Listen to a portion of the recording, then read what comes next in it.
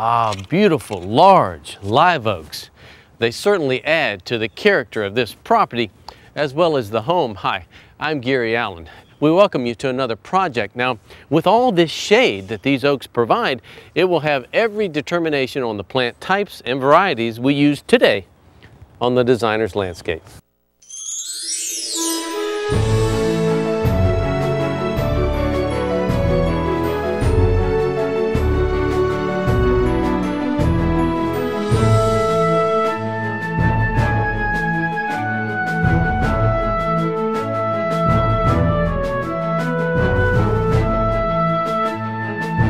Let's kind of begin with some sidewalk design. And in this case, our entry is really going to be mulched to begin with. And then the homeowner will come back in with some type of hard surface.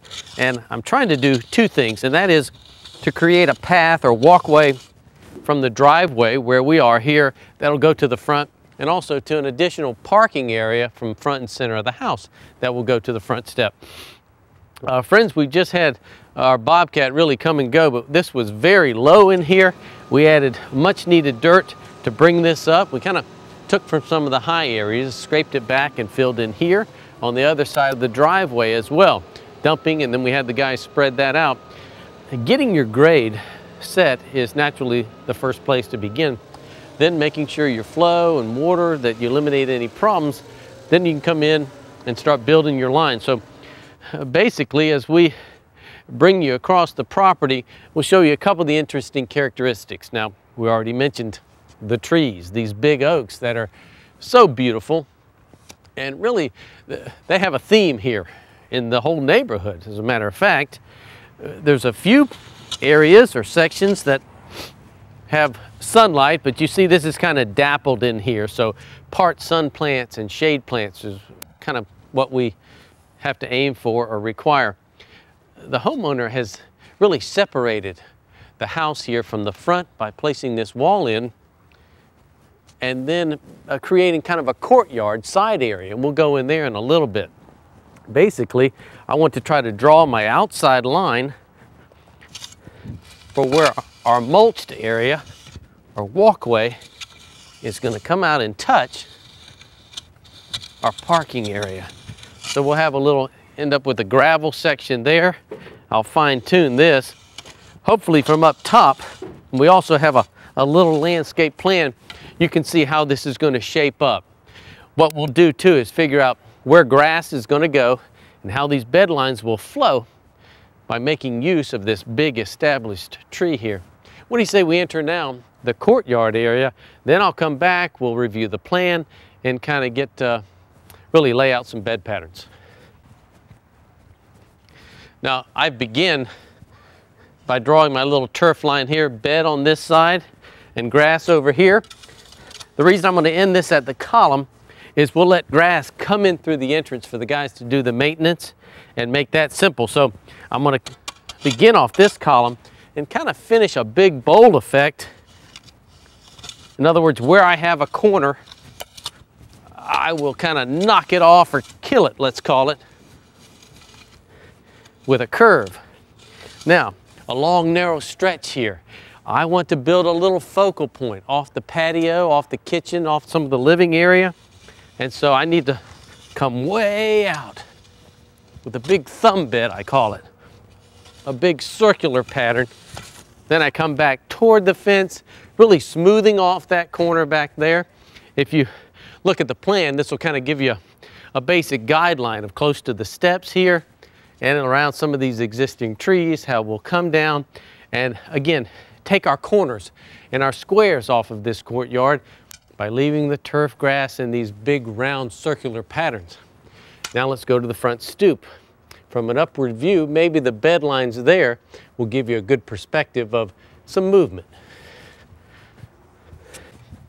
And now I mentioned movement, but we want the bed lines to provide circulation and flow. Breaking the conventional means. I mean, someone else would just put plants inside here and sod here. But we have this big, huge tree that we definitely want to have a bed around. So let's stretch out there and then watch as I cross over the walkway, because the turf grass should just roll through here making an impact over the walk, over the main entrance here, and then coming out a little bit and moving into kind of secure or touch up against the wall. So can you imagine a little bit of turf grass here? As this bed around the tree comes to the back side, we'll have that same opportunity to build in a little curve of grass that goes now this way. Hope you can see that, because the bed then, or plant material at the front, will come out, encompass the tree, and go back here. Sod all the way to the street with this flow or movement we talked about.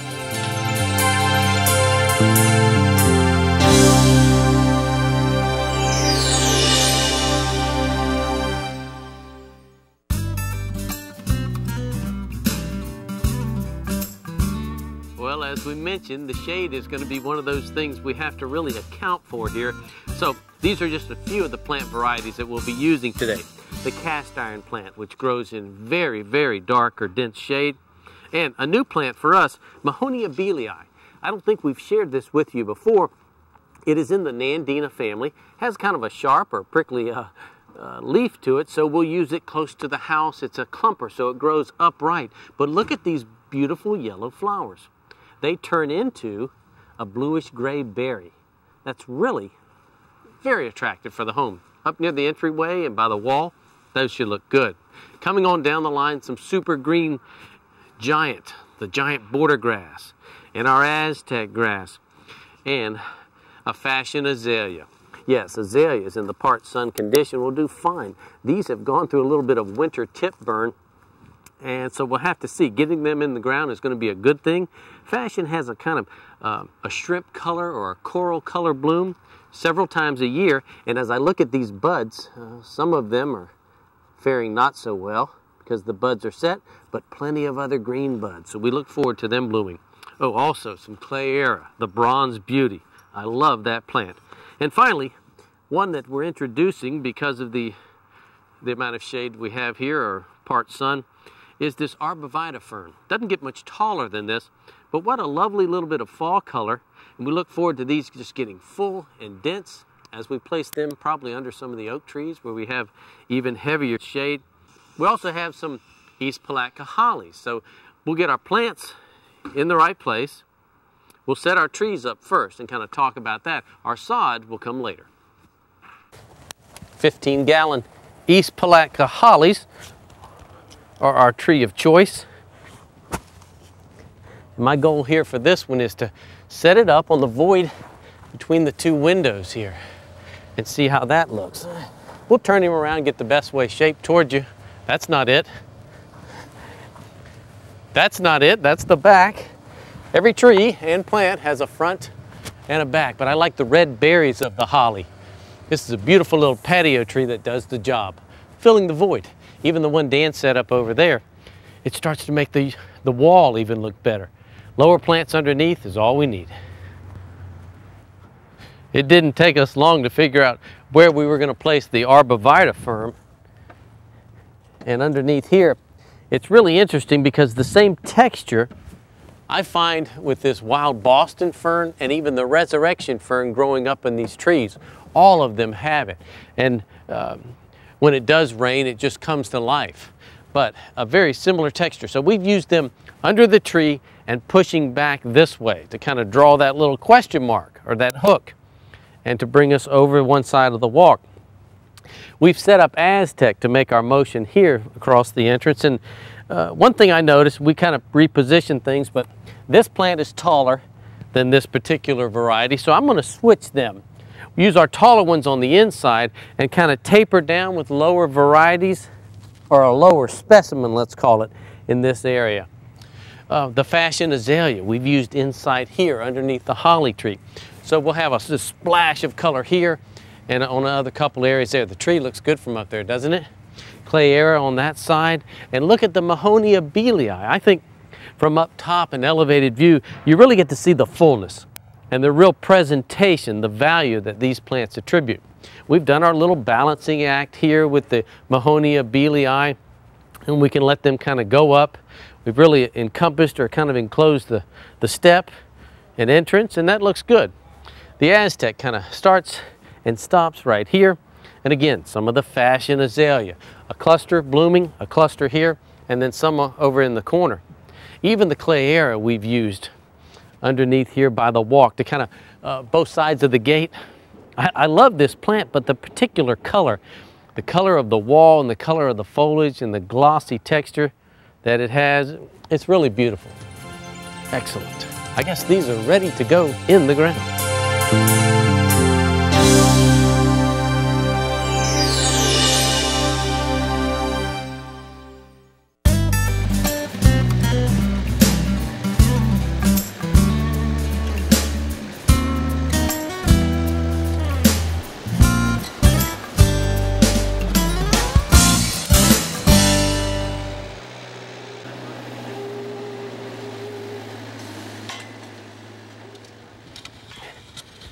Well, with our sod having been placed or spaced out, I'm redrawing the bed line now that we've graded, and we're ready to start putting that into place. Friends, we've got sod all packed behind you here on our pallets because we could not get in through the gate with the spider that they have. So in essence, this is going to have to be done by hand, and even this will all be done by hand. Our choice for sod is a St. Augustine variety. We've showed this to you before. This is known as palmetto. This has gone into, or from a little bit of frost in down central South Florida. It's grown with a muck bottom. I mean, these are grown right on the peat fields down there in pure muck, and it will adapt fine to the sandy soil here. What I like about it is rather than having a sand bottom, this muck bottom helps really to hold the sod together.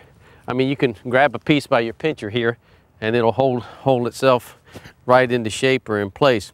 The palmetto we have chosen because of the part sun or semi-shade situation that we're in. We really found that this is the best, and we would recommend it for a semi-shade or, again, a part sun situation. Now, it'll grow in the full sun too. It's propagated or grown in the full sun in the fields out there in the open, but it will acclimate to this part sun situation. Well, I start by outlining the perimeter. Remember, I drew that bed line a second ago. Now I'm placing my first line of turf on that bed line. Rather than come in and try to cut this bed line in, I've found that if I want to get my exact design, which I do, if I've drawn that line and I want to adhere closely to it, myself and my guys can use this method of coming down the line with the first piece, maybe making a few cuts or overlaps here as necessary. But then once we've got our pattern outlined, we can pick a straight fashion and just fill it in. Look what we've done here. We come in through the gate with the sod, and here's our outline, our bed pattern going all the way to the steps. Now, I guess they've roped this off due to the construction here. Eventually they'll open this up, probably to keep the dirt off from the porch and in the house. Once we get the sod installed, placed down today, they'll probably take that down. That's what's nice about installing this. We call it carpet. Instead of seeding, we'd still have a messy situation, but this will all be green, keep the dirt and dust down around the house. What I'd like to do is spend a little time and make this curve for you.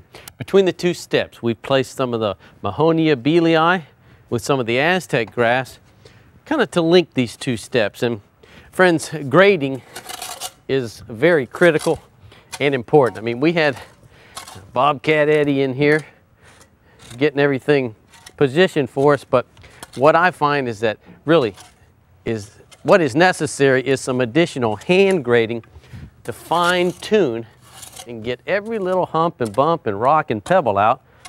You don't have to be extremely picky, but it helps to get them all out at least so that things can lay flat. All right, this is pretty easy right here coming along the step. I think you can picture that with no problem. What I plan on doing is cutting this radius now, like I've done in some areas, so I'll need a little bit of overlap to start, okay, to get me moving in this direction. I'll end up cutting that off. My next one will go butted right up to it with a little bit of overlap. Again, I want to spend time and attention on this curve or radius, not so much how much I have overlapped, because I can trim that off. As the radius widens, then the overlap doesn't have to be as great or is not that critical. And with a few more pieces then, I'll be going right back to my other step here. Now I end up with this small little odd section over here. But that's not a problem because I can take a piece, leaving this, I'll cut a parallel to it, come right in, make my visual mark, if you will. I can flip this over with a little bit of trimming. It'll go right into place. So now we concentrate on the straight patterning. I'll come in and cut just these little elbows off here. And also I keep tucking back. When I cut, I tuck back toward me, get all the seams out. By the way, this shovel is very sharp. We keep it that way in order to do the job that we've got to get done. And there's our curve radius. This can be used somewhere else. Okay. And finally, from an elevated view, our courtyard seems to be shaping up. We've outlined the perimeter, and our next step will just be to fill in with sod in the center.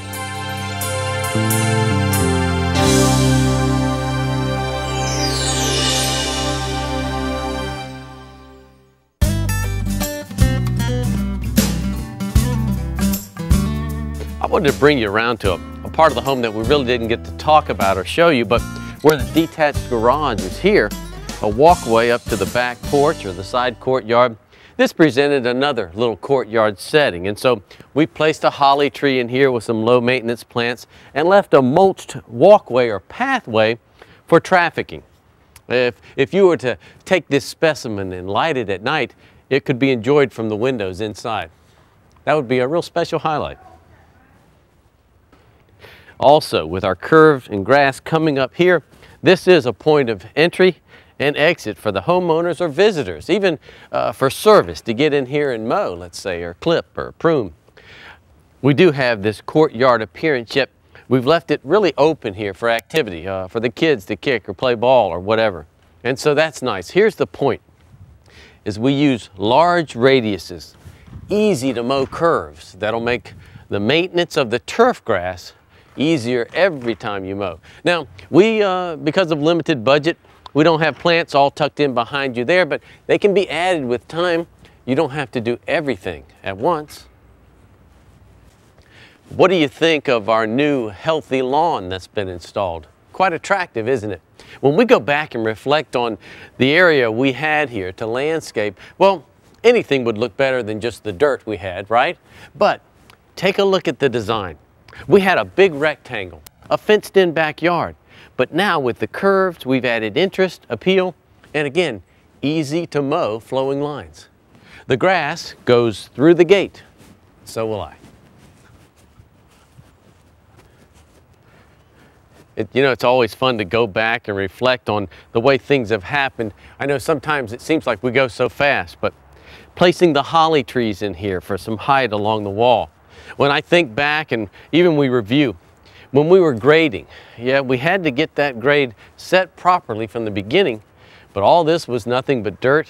And now with our mulched walkway, hopefully you can make sense of what's going on here. And that is the turf lines extend over our mulched path in this direction and here. And then the plants help gap or pull the beds together visually. The review of our plants, the Mahonia abelii, the fashion azalea, and even the East Palatka holly here with the clayera and our fern in front, complete the bulk of our plant list. I like the way it's shaped up. I hope you do too. Matter of fact, I think I'd like to come up there and look at that perspective. You know, when you think about it, before and after shots really do help us. Not only show us the progress made and all the work being done in a short period of time, but the teaching benefits are there.